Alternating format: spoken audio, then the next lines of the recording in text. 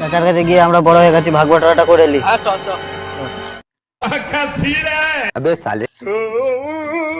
চাচা চাচা আমরা বড় হয়ে গেছি, আমাদের ভাগ বটরা করে দাও।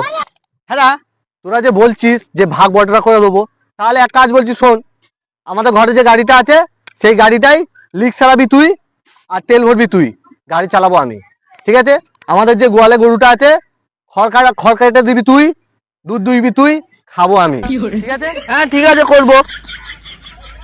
আমার যে 2 বিঘে জমি আছে না, সেই জমিতে ধান লাগাবি তুই আর ধান কাটবি তুই, কিন্তু ধান নেবো আমি, ঠিক আছে? ঠিক আছে, তাহলে আমাদের একটা কথা শোনো, বিষ আনবে, গুলো দেবো আমি, খাবে তুমি।